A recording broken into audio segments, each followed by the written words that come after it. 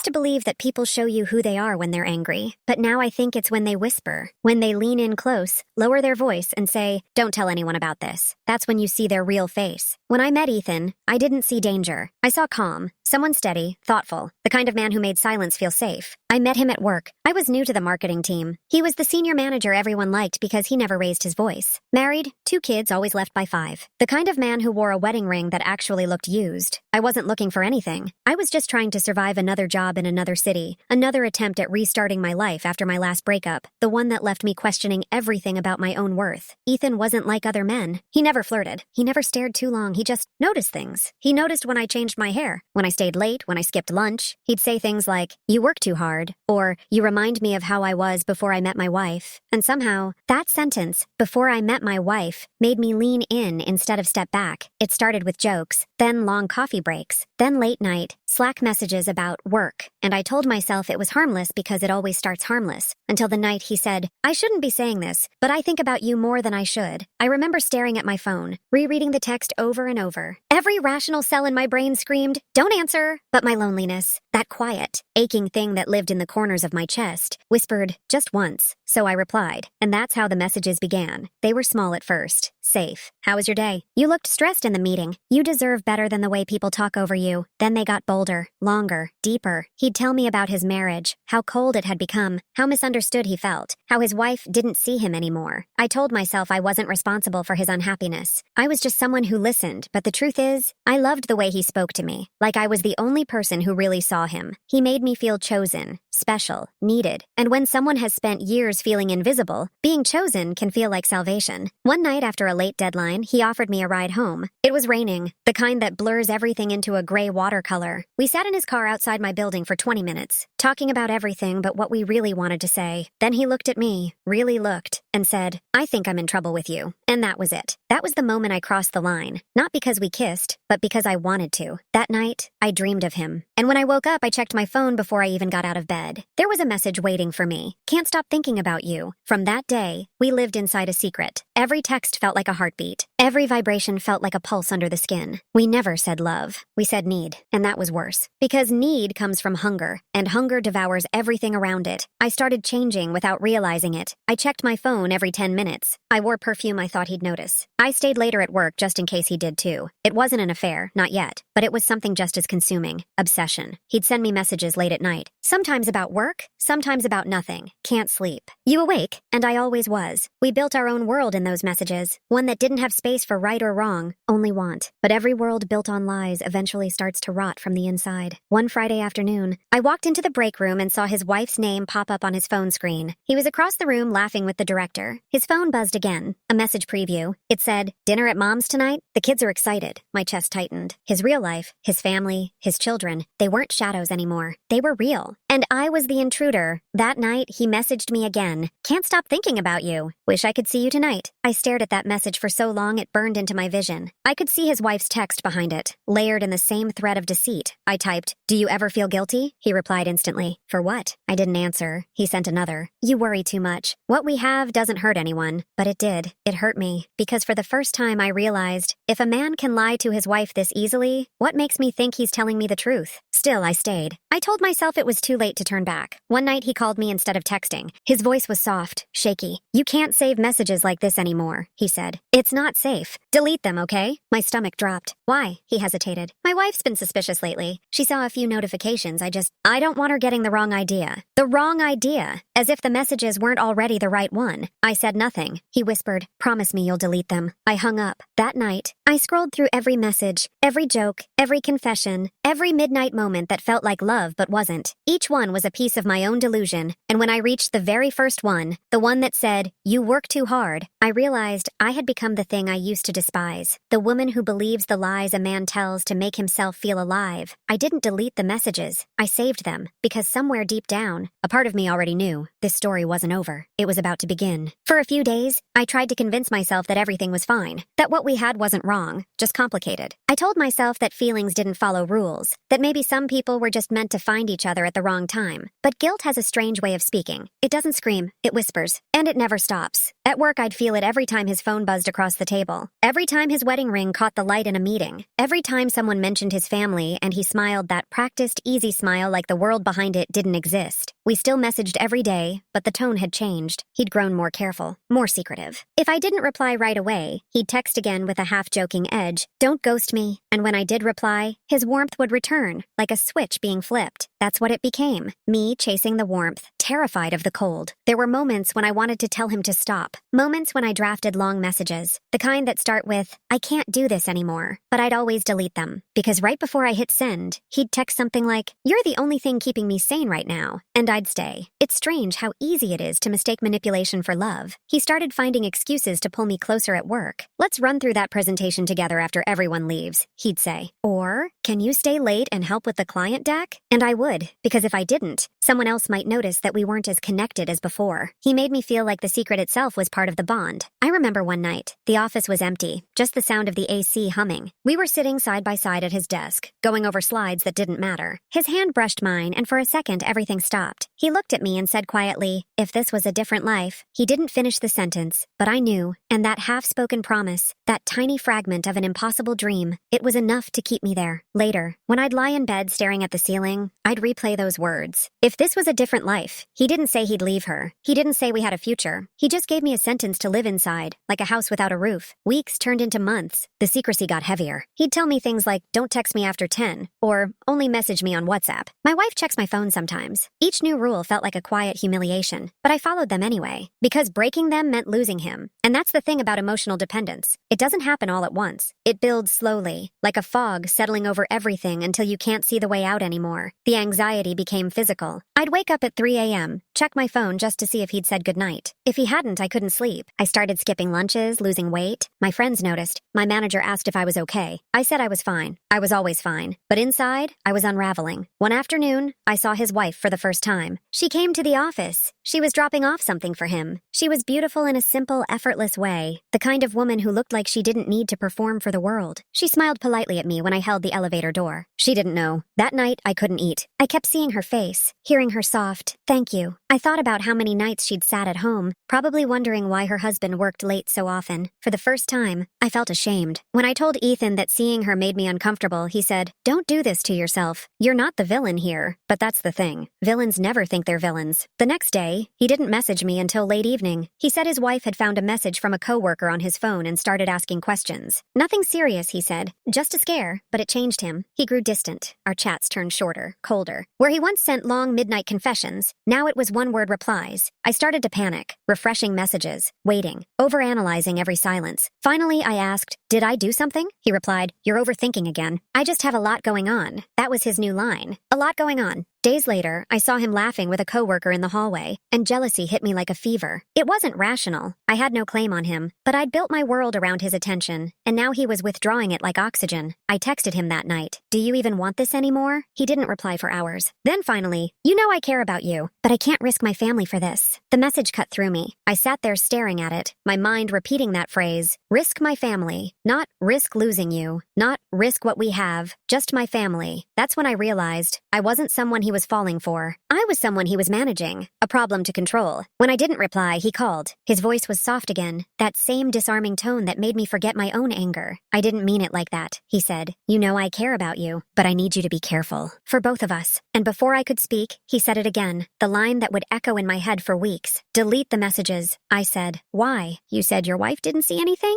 "I just think it's safer," he said. "You never know. I don't want her to misunderstand." I laughed bitterly. Misunderstand? Ethan, what exactly is there to misunderstand? He went quiet. Then, colder than I'd ever heard him, said, "I'm serious." "Delete them." It wasn't a request anymore. It was a command. I hung up. For the next few days, he barely spoke to me. I watched him at work, polite, distant, the way he used to be before all of this started. It was like he'd already erased me in his head. And me? I started replaying every word, every moment, every lie I'd chosen to believe. I saw how easily I'd handed over control, how I'd let him decide decide when I felt loved, when I felt safe, when I felt enough. The guilt turned into nausea. I'd sit in meetings and hear him talking like nothing ever happened, and I wanted to scream. One night, I couldn't take it anymore. I opened my phone and scrolled through our entire chat history again. Thousands of messages, jokes, confessions, late-night promises, fragments of a world that only existed in the dark. And as I read them, the shame slowly turned into something else. Anger. Because the same man who told me I meant so much was now treating me like a risk to manage. A problem to erase. That night, he texted again. Did you delete them? I stared at the message for a long time. Then I typed back, not yet. He called immediately. His voice was low, urgent. You have to, okay? I'm serious. This could ruin everything. And that's when it hit me. The only thing he was afraid of losing wasn't me. It was his reputation, his life, his perfect, polished image. And I realized I wasn't the one who should be afraid anymore. He was. I didn't delete the messages. I backed them up. Because deep down, I knew there was still a price he hadn't paid, and I wasn't done being helpless. I was just learning how to stop. For 3 days, I didn't message him. Not once. I wanted to see what would happen if I disappeared, if the silence made any noise in his world. It didn't. He didn't call. He didn't ask. And that silence, heavier than anything he'd ever said, told me everything I needed to know. By the 4th day, my anger had sharpened into something clean, focused. It wasn't rage anymore. It was precision. I went to work like nothing had changed, but inside, I was observing him. Every word, every look, every carefully constructed smile. He'd move through the office like a man with 2 lives, switching between them with the ease of someone who'd been doing it for years. That's when I started wondering, how many times had he done this before? He told me once early on that his marriage had lost its spark, that his wife didn't understand him anymore, that he'd tried to fix it. I'd believed him because it was easier than seeing the truth. I was the fix, a temporary distraction. The more I thought about it, the more I realized how carefully he'd built his stories, how every detail had just enough sadness to make him the victim, just enough vulnerability to make me want to save him. It was manipulation disguised as intimacy. That week, I started noticing small things, cracks in the illusion. Once, I caught a glimpse of his phone on his desk when he stepped away. The wallpaper was a photo of his family, his wife and a little girl. She looked about 6. He'd never mentioned having a child. Not once, my chest tightened. I stared at that photo like it was a confession. All those nights he said he was working late. All those times he said he was alone. He'd been lying to both of us. When he came back, I didn't say anything. I just looked at him differently. And he must have felt it because later that night he messaged me. You've been distant. I typed, do you have a daughter? It took him 5 minutes to reply. Yeah,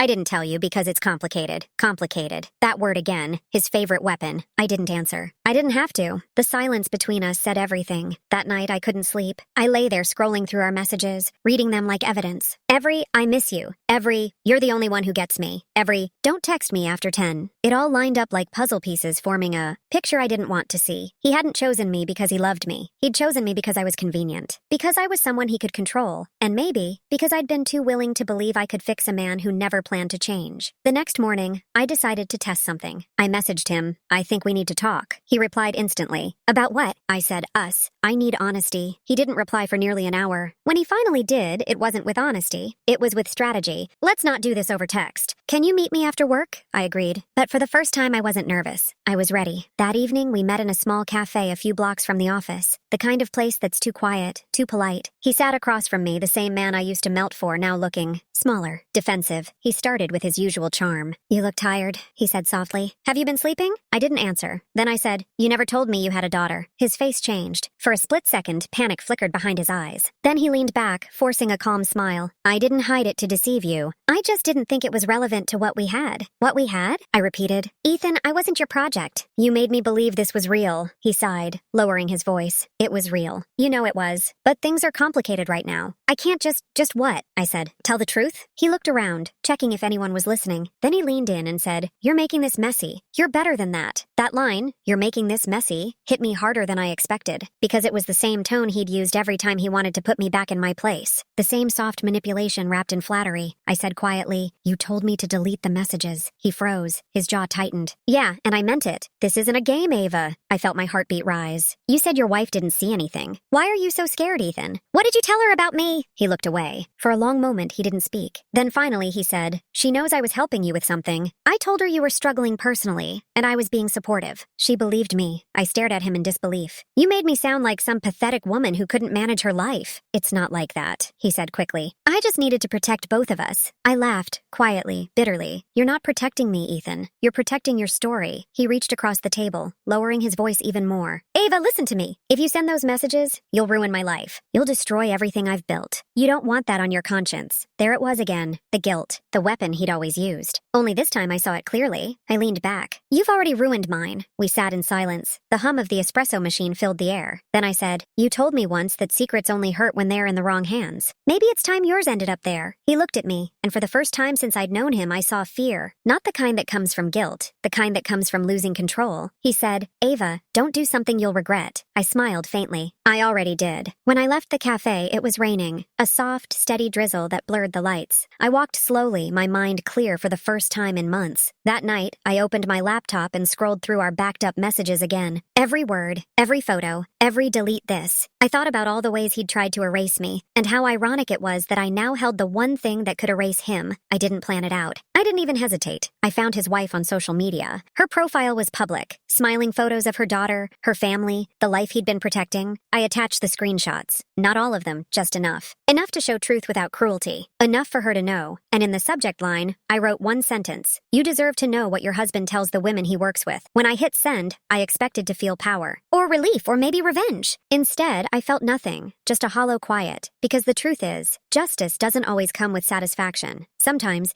it just leaves space where pain used to be. But the next morning, when I walked into the office, I knew she'd seen them. Ethan's chair was empty. His nameplate was gone. HR was whispering near the glass conference room, and people were looking at me. Not with judgment, but with confusion, curiosity. No one knew what happened, but I did. By noon, his wife had deleted all their photos together from social media. By evening, he'd messaged me one last time. You didn't have to do that. I read it once, twice. Then I typed back, you told me to delete the messages. I just sent them somewhere safer. And for the first time since it all began, I felt calm. Not triumphant. Not proud. Just calm. Because the truth wasn't my weapon anymore. It was my closure. The day after I sent the messages, the air in the office changed. It was subtle at first. The way people stopped talking when I walked by. The way glances lingered just a second too long. But beneath it all, I could feel it. The quiet hum of something coming undone. Ethan didn't show up for 2 days. No one said why. But on the third morning, HR called me in. The conference room felt sterile. Cold glass, metal edges, the faint smell of coffee. 2 HR reps sat across from me, smiling with that corporate politeness that only ever means bad news. They asked if I had a professional relationship with Ethan. I said, I did. They asked if there had been communication outside of work. I said, there was. They asked if I had any proof of inappropriate behavior. And I looked at them, at the careful, rehearsed neutrality on their faces, and realized something that made my stomach twist. They weren't asking to protect me. They were asking to protect the company. I said, you should probably talk to his wife. She has everything. That was the first time they broke expression. The rest of the meeting was a blur. Policies, procedures, the word confidentiality used like a bandage. They thanked me for my honesty and told me not to discuss this with anyone for legal reasons, but word had already spread. It always does. By the time I left the room, the office felt different. People avoided eye contact. Conversations stopped mid-sentence when I entered the kitchen. And suddenly I wasn't the woman who'd been manipulated. I was the woman who'd caused trouble. That's the part no one talks about. When justice finally arrives, it doesn't come with applause. It comes with isolation. Later that day, I saw him. He was standing near the elevators, looking smaller than I'd ever seen him. His tie was gone, his hair disheveled. His eyes found mine across the hall. For a second, everything went quiet. The chatter, the footsteps, the ringing phones, all gone. He walked toward me slowly. I expected anger, but when he spoke, his voice was low, defeated. You really did it, he said. I looked at him, calm. You told me to delete them. I thought you meant permanently. His jaw tightened. Do you have any idea what you've done? Yes, I said. I told the truth. He laughed bitterly. You think that's justice? You think ruining my marriage, my career? That makes you right? I took a breath steady. No, but it makes me free. He stared at me for a long moment, eyes burning with something between regret and hatred. Then he said quietly, she's gone. She took our daughter and left. For a second, I almost felt sorry for him. Almost. But then I remembered all those nights he told me he loved me, right before asking me to hide. The nights he said his wife wouldn't understand. The mornings I cried alone while he smiled across the conference table like nothing ever happened. He didn't lose his family because of me. He lost them because he built his love on lies. He stepped closer, his voice breaking. You think this makes you better than me? You used me too. I shook my head. No, Ethan, I believed you. That's not the same thing. He looked like he wanted to say more, but the elevator dinged. He turned, walked walked inside, and the doors closed between us, the clean, final sound of something ending. That night, I sat in my car outside my apartment for a long time. Rain hit the windshield in soft, uneven rhythms. I didn't cry. I didn't smile. I just sat there watching the streetlights blur into streaks of gold. Justice doesn't feel like a movie ending. It feels like silence after a storm, when everything's still standing, but nothing looks the same. Days turned into weeks. HR told me Ethan resigned voluntarily. People at work eventually found new gossip to feed on. And slowly, life began to settle. But something in me had shifted. I stopped checking my phone every 5 minutes, stopped replaying old messages, stopped waiting for closure that would never come. I started walking to work again instead of driving.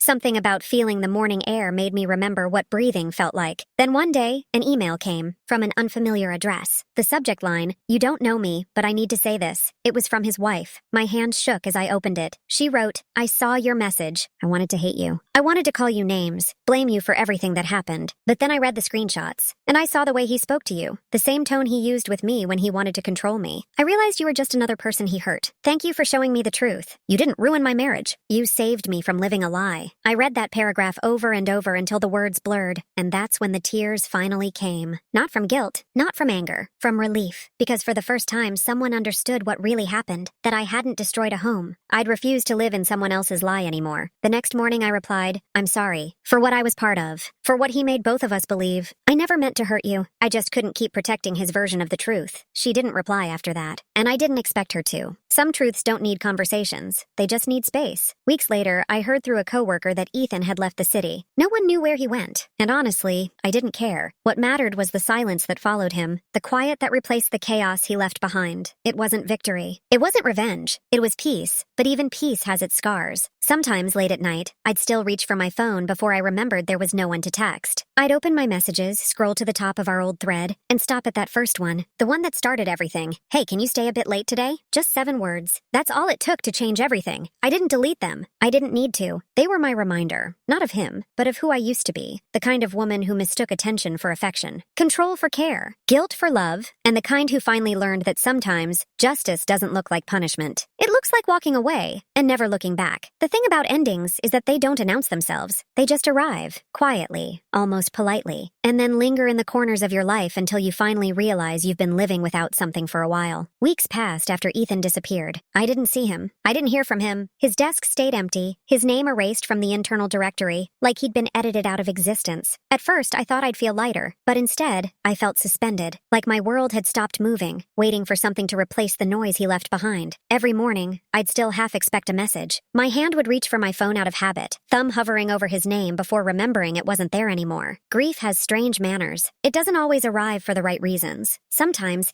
it shows up even when you know you're better off. The first time I saw his wife again was a month later. I was leaving the grocery store when I noticed her near the parking lot, holding her daughter's hand. She looked different, not broken, just steady, like someone who had cried all the tears she needed to and decided to start over. She saw me too. Our eyes met. For a second, the world around us dimmed. Then she gave me a small nod. Not forgiveness, not recognition, just understanding. That single moment said everything words couldn't. After that, I stopped replaying the what-ifs. I stopped asking what might have happened if I hadn't sent that message. Because seeing her like that, whole, not pretending anymore, made me realize something important. Sometimes you destroy someone's illusion, and that's the kindest thing you can ever do. But while her healing began, mine was slower. At work, things never fully went back to normal. People moved on, yes, but the silence stayed. The glances, the half-whispered rumors, they faded, but never vanished completely. I learned to live with them, to walk through whispers like fog. Eventually, I requested a transfer to another branch. HR approved it within days, probably relieved to have the problem quietly disappear. And I was fine with that. I didn't want sympathy. I wanted distance. My new office was smaller, quieter, different faces, clean slate. No one there knew about the messages, the scandal, the woman who had ruined a man's life. They just knew me as Ava, efficient, quiet, maybe a little too private, but good at her job. And for the first time in a long time, I liked being just that. But healing isn't a straight line. It's a circle that keeps looping back on itself. Some nights I'd wake up sweating from dreams that felt too real. His voice whispering my name, his hand brushing mine, the sound of him saying, "You're the only one who understands me." I'd lie there in the dark, feeling that old ache try to crawl back in, and I'd remind myself, that wasn't love. That was dependency, and I was done living like that. So I started doing something I hadn't done in months. I started journaling again. At first, the words came slow, just scattered fragments. You let him rewrite you. You mistook control for care. You survived manipulation that looked like love. But the more I wrote, the more the weight shifted. I started seeing patterns I'd ignored before, how easily I'd accepted half-love, how quickly I'd silenced my instincts, how deeply I'd let guilt shape my decisions. The journal became my mirror. And in it, I began to see someone I hadn't seen in a long time, myself. Months passed like that, quiet, uneventful, steady. I started going out again, coffee with friends I'd drifted from, small weekend trips, simple things that didn't need anyone's permission. One Saturday afternoon, while sorting through old files on my laptop, I came across a folder labeled Archive. Inside it were the screenshots, the ones I'd sent to his wife. For a long moment, I just stared at them. Then, without hesitation, I selected all and pressed delete. Not out of anger, not out of fear, but because I finally didn't need proof anymore. I didn't need to remind myself of what he did to justify what I did. The truth had already done its job. It had set me free. After that, things started to change in small, almost imperceptible ways. I noticed I laughed more. My reflection looked less tense. My home felt warmer, not haunted by silence but filled with my own noise again. Music, friends, moments of peace. Sometimes when people ask if I regret it, sending the messages, exposing him, I pause. Because the truth isn't simple. I regret who I became because of him. I regret staying silent for as long as I did, but I don't regret ending it. Because if I hadn't, I might still be living in his shadow, someone's secret instead of my own person. One night, months later, I got a message from an unknown number. Just one line. You destroyed me. No name. But I knew who it was. I stared at it for a long moment. Then I typed back, "No, Ethan, you did that yourself," and blocked the number. After that, I slept deeply, like my body finally believed it was safe. In the mornings, I'd wake before the alarm, make coffee, sit by the window, and watch the city wake up. There was a strange peace in ordinary things, the sound of buses, the smell of rain on concrete, the quiet hum of a life no longer built on secrets. Sometimes I'd catch myself wondering where he ended up, if he ever tried to rebuild, if his wife ever forgave him. But those thoughts didn't hurt anymore. They were just echoes. Because what I learned is this: not every story needs closure. Some just need to end, and this one did, in its own messy, painful, necessary way. It ended. The justice wasn't loud or cinematic. It wasn't revenge or redemption. It was simply the truth landing where it was meant to. And the aftermath, this still fragile peace, was my reward for surviving it. Time has a strange way of softening things. Even the sharpest memories start to blur around the edges, like photographs left in sunlight too long. It's been over a year now. A year since I hit send. A year since my world, and his, cracked open. And yet, every now and then, I still catch echoes of it. Not in the pain, not in the guilt, but in the quiet realization of how far I've come. When I look back, it almost feels like someone else's story. Another woman's mistake. Another woman's heartbreak. But it was me. It was my hands shaking over the keyboard. It was my heart beating so fast I thought I'd faint. It was my silence that lasted too long, and my voice that finally broke it. For months after it all ended, I thought healing would mean forgetting. That one day I'd wake up and the whole thing would feel like a distant nightmare. But healing doesn't erase. It integrates. You don't forget the storm. You just learn how to live with the sound of rain. People talk about closure like it's something you find at the end of the story. But I think closure isn't a door that shuts. It's a mirror that finally reflects you clearly again. There was a time when I believed love was about sacrifice, about bending until the other person was comfortable, about giving more than you received, just to keep something that felt like belonging. But I learned the hard way. Love that demands silence isn't love. It's ownership. Ethan didn't love me. Not really. He loved the way I made him feel. Admired, forgiven, seen. He loved the escape I represented from the life he built and didn't want to face. And I let him use me as that escape because, in my own loneliness, I thought being chosen, even secretly, was better than being alone. That's the truth no one wants to say out loud. Sometimes we settle for being someone's secret because we don't believe we're worth being their truth. It took me months to unlearn that, to understand that love isn't measured by how much you endure, but by how safe you feel being yourself. There's one night I think about often, not the night I sent the messages, not the night everything fell apart, but a quiet one, months later. I was sitting by the window of my new apartment, rain tapping softly against the glass. I had just finished writing the last page in my journal. The final line read, "You were never the villain. You were the witness." And for the first time, I felt peace with that truth. Because I wasn't the woman who destroyed a family. I was the woman who stopped pretending that lies were love. His wife, she moved on. I heard from someone at work that she filed for divorce, went back to school, started her own small business. I don't know if she ever thinks thinks about me, but I hope she knows I never meant to hurt her. If anything, I think we were both victims of the same illusion, just standing on different sides of it. Sometimes, late at night, when I can't sleep, I scroll through old photos on my phone, pictures from before everything happened,